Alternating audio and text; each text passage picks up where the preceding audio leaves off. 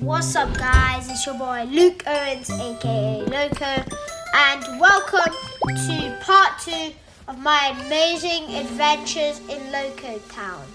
Let's get straight into it. So, you can see all this like tangled forest I tried to recreate, and you can see the horsey fountain that we showed in part 1. So now we're gonna go down here. You can see Vicavolt is now selling things, a sink, all that stuff. You can see Ninetales' habitat, which I showed a bit in the last part, and some of the Eevees. Over here you can see this is Tinkertink's home. I put those stools there so it can sit down, and whenever it had like a friend, it could sit down together and it wouldn't be lonely. I put this pink patterned flower thing on the floor. Don't know what it's called, but I thought they would like it. And here is Vileplume.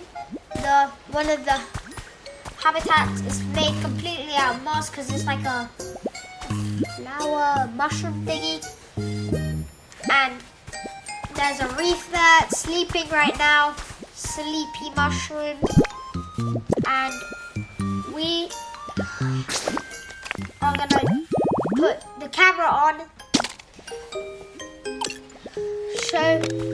take a picture of me and Sleepy Vileplume. So Sleepy Vileplume's still sleeping, and let's take this picture. Let's do a silly face. Yeah, there we go. So now you can see there's a chair in there as well. Now we're going to go back up the stairs past the moss habitat, and here is Weeping Bell's habitat, which produce a bunch of vine ropes, like a bunch. And you can see it's actually behind the pokemoncenter. Not very communicative, social, whatever you say. And over here, we're going to go to this statue. You can see this is Clefable's home. You can see that because it's a Clefable statue. No cap, Sherlock. You can see there's a hammock, which is actually really nice to rest in, especially if you're on like a beach kind of area. You can see the like white snow concrete. There's Clefable, Clefairy, and Cleffa at the back. If you see behind both of them, and we're going to use honey to make it. There it is. And look, there it is.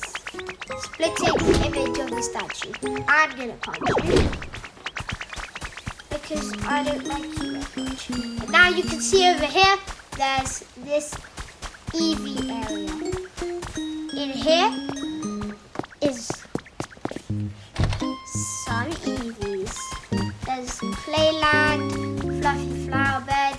This is Sylveon's home, Espeon's home. You can see and how they both live in this small little area with a view of the lake. You can see all this stuff I've built for them, and all of these like flower beds and peach patchaberry beds. But now you see we're back at the Clefable statue, and now then all the Pokemon are looking sleepy today. Clefable's gone to sleep. You can see this cave over here, which I'm going to show you. There's Tinkerton or Tinkertuff. Can't remember their name. They're all the same pretty much. In here, it's just really a cave with a Minior. You know, I tried to make it look as cavey as caves can look. Electabuzz's home, 4 trash cans because it's a trash Pokemon, but a bunch. And there's also Magneton's home, which is also 4 trash cans. Not because it's trash, but it has an iPad there. Excuse me. And there is also through here, there's just some rocks. It's just a normal cave with copper, all this stuff. You can see this, it's a split way cave. They both lead the same way. And over here, there's the exit, but we're not gonna go through this exit yet. We're just looking at the view. You can see all that stuff over there. You can see it's connected to the water. Excuse me. And over here, you can see all this stuff, like rocks, like it's a cave. It's dull, it's damp, it's deviously dangerous, and it's just disgusting in general, because it's a cave. Magneton's home again, we're walking past there.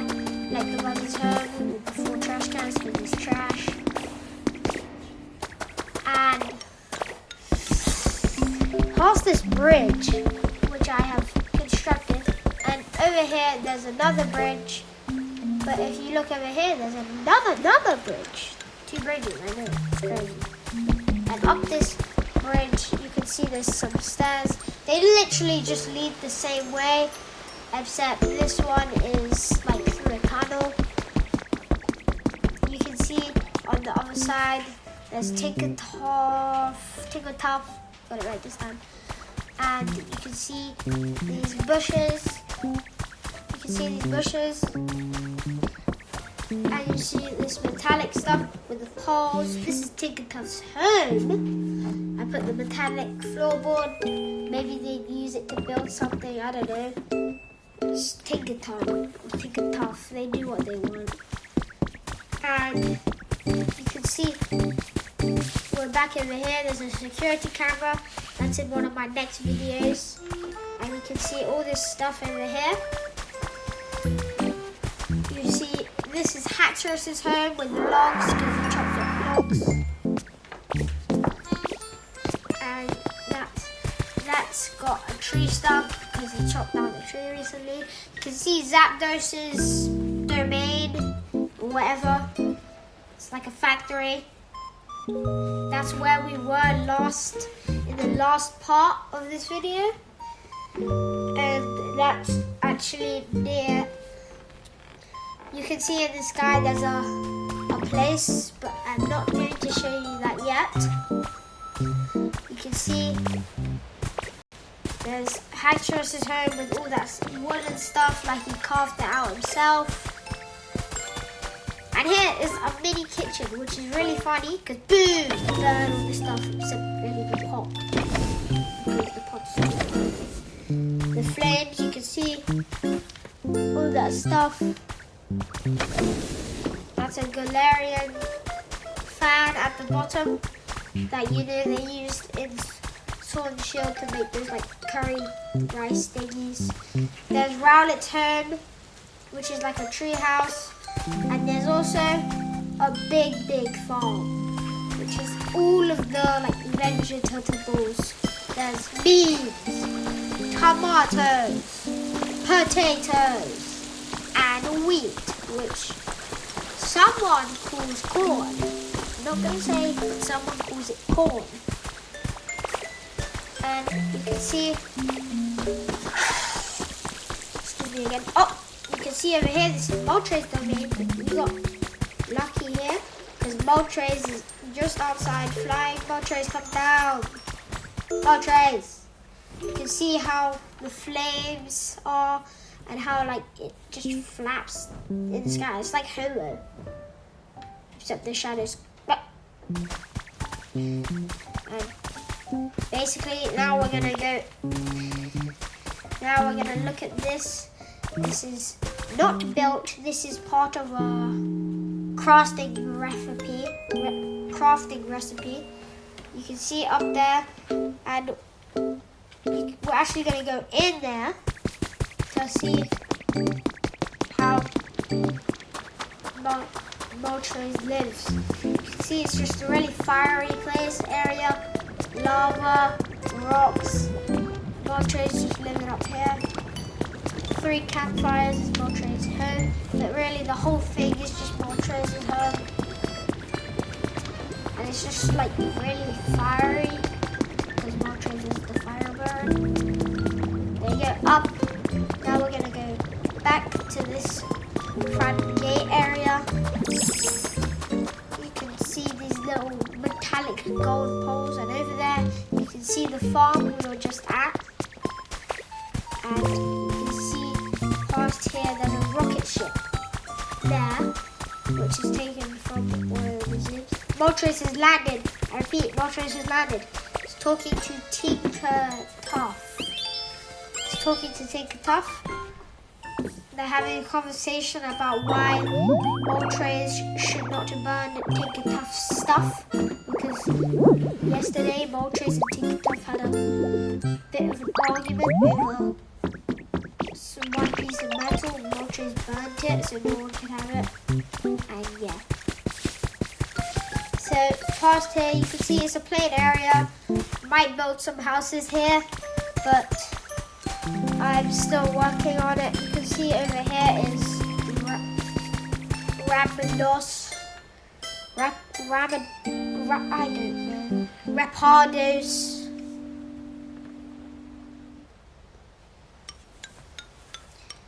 Well, with his habitat, I haven't really done much with it. It's just kind of a statue.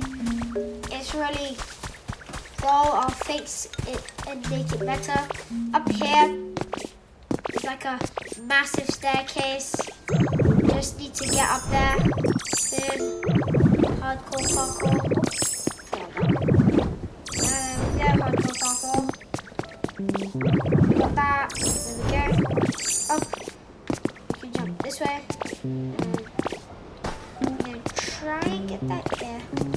You get that up here, you can see it's obsidian and some lava rock with a thing leading down to there.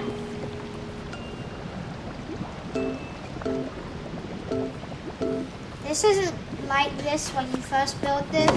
The Moltres is like area, but I created this because I thought I might just give it a bit of spice to the area. And this is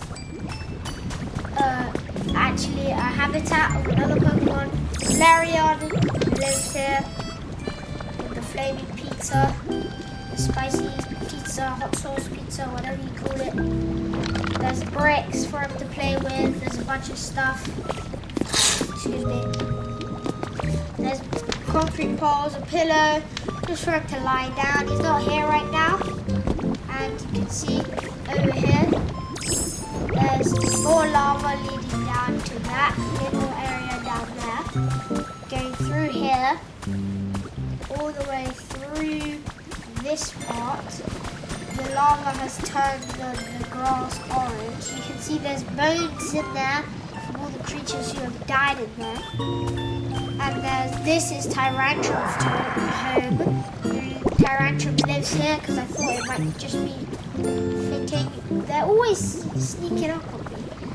And look, the fossils are splitting image. So look at that.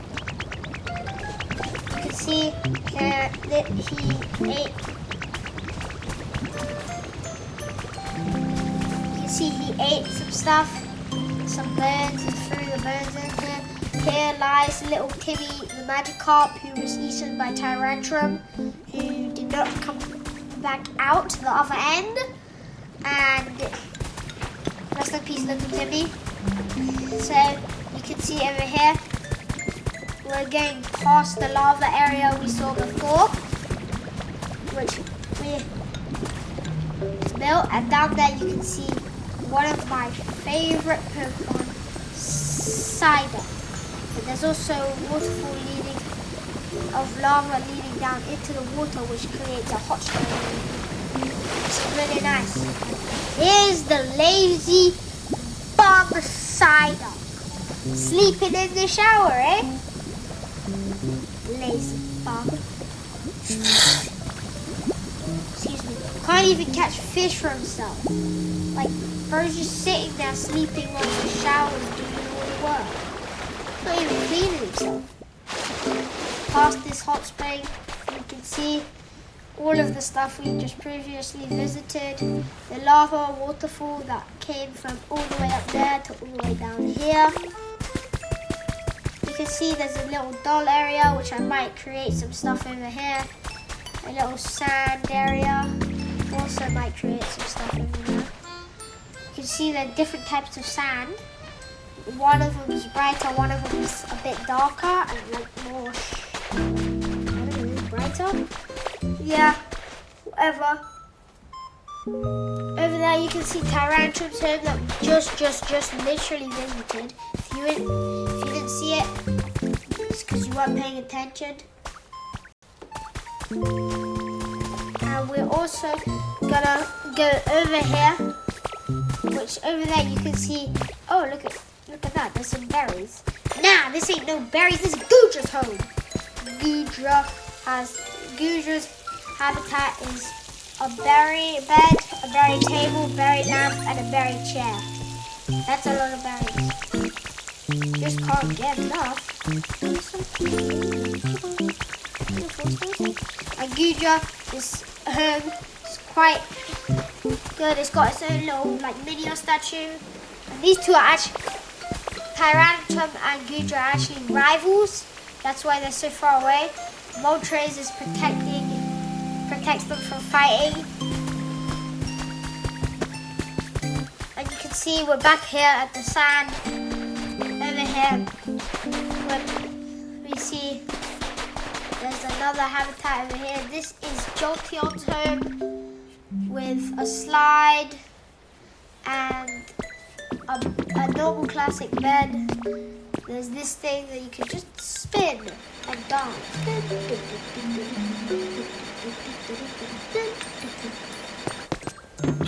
Excuse me.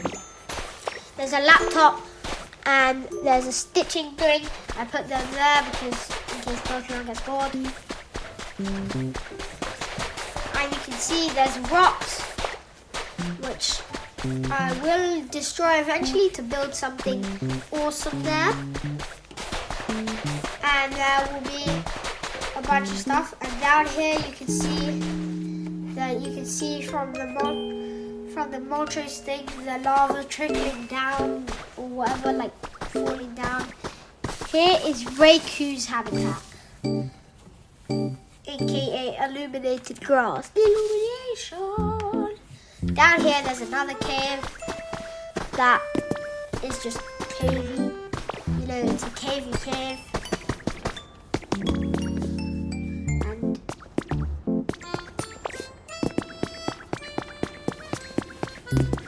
it would be nice if I had some, like, it would be nice if I put lava down here and a bunch of other things. It'd be cool, and it will be like, it will brighten up this dull looking cave. Oh, I got stuck there. There's copper and there's obsidian. Yeah, obsidian. They look the same. Lava rock, magma rock, obsidian, same thing. You can see there's also, we're back at Rayku's home, who is not home at the minute. And you can see over here, there's this little palm tree area in the middle of the sea. This is Slowking's home. This is where Slowking chills out. You know, Slowking zone. There's